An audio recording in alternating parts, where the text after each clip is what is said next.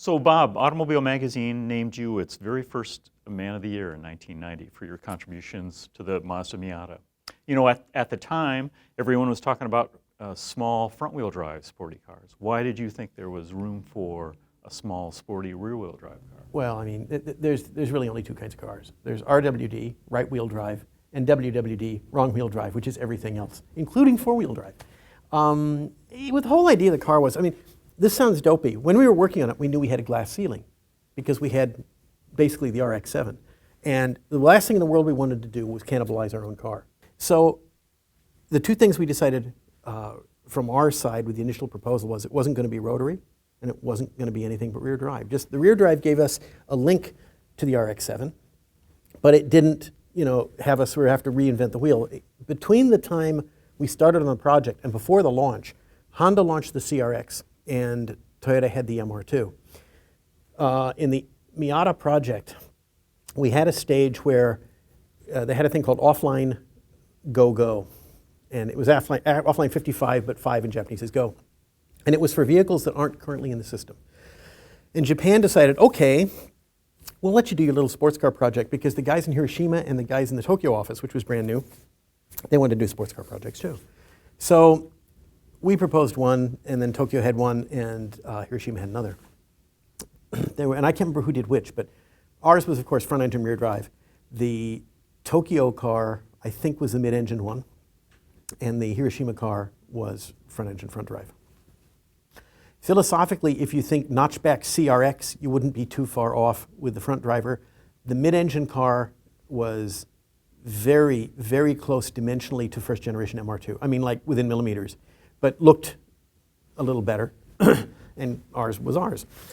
So they had a sketch program, and I didn't go to the sketch program review, but Mark did. And Jordi and Masao Yagi, who was the other guy that worked on the first generation, first concept, they're there, and in the sketch program, we went down in flames. Okay, basically they just said, not so good. The purpose of this was they didn't want to build 3 full-scale clay models. They wanted to build 2. They wanted to kind of work it down.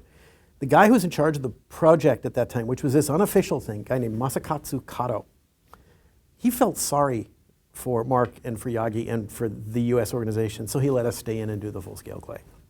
So we did the full-scale clay, not knowing we were there, and they had pretty much decided, we're not going to pick the California one. It's between these two. And they do the presentation, and our car was last. Now, we had built the clay model as a see-through clay, but what we didn't tell anybody was the roof could be removed, which is, of course, what it was supposed to be. And in the presentation, and they say, oh, and by the way, this is what the car is supposed to look like. And 2 people came and lifted the roof off. And the guy in charge of the Tokyo car stood up and said, build that one. But from that point on, everybody jumped onto the bandwagon of front-engine rear drive. And so it just made the most sense. Simple, as you say, in a lot of ways, it looked exactly right. I then had to spend, and I had been working, I started on the project officially, it must have been about, it was the second week of January in 1982, because I had been hired by Mazda, and Mr. Yamamoto came to visit, and I didn't know. And I'm sitting at my desk. I'm actually working on B-Series pickup truck. And I'm working here, and there's this, here's Yamamoto-san. Hey, Bob-san, what are you doing? I'm working on B-Series. Why aren't you working on your cheap sports car idea? And I was like, I couldn't even remember it, because I had talked to him about it in 1978. Here's 1982. But I said, well, I got to work on this. I'll talk to your boss. So he went and talked to my boss, Mr. Yamamoto, no relation, another Yamamoto.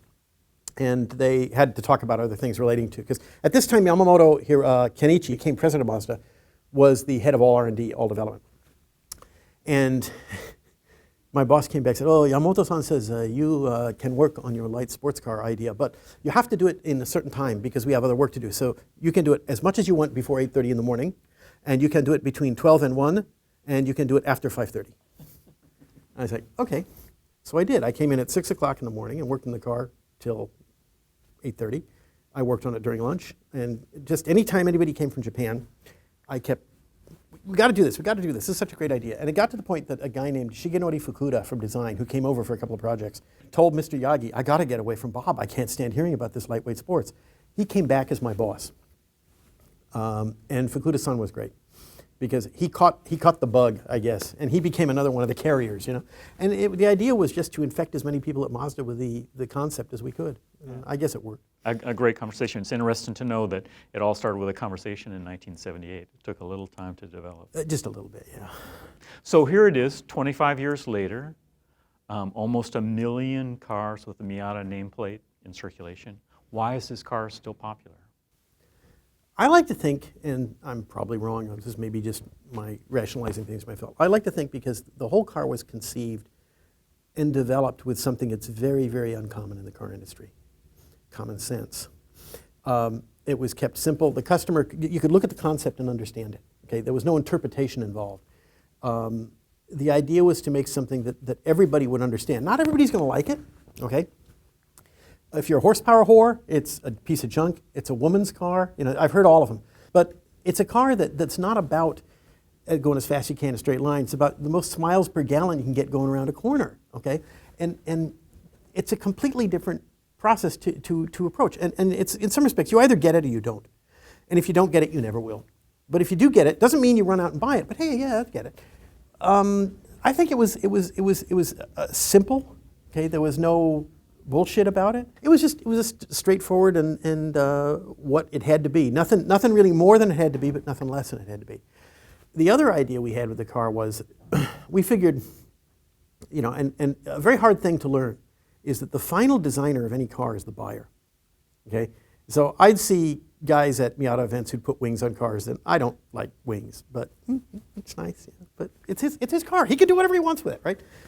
We thought, in a way, it's got to be kind of like a blank canvas that gets people interested in doing that. So it's not just an appliance. Bob, thanks for speaking with us today. There's no one who understands the Miata like you do. As you say, well, that's it's something you've spent most of your life developing or explaining. Well, enjoying it. Every time I see one drive by with somebody smiling, that's okay. Makes me feel good. Excellent.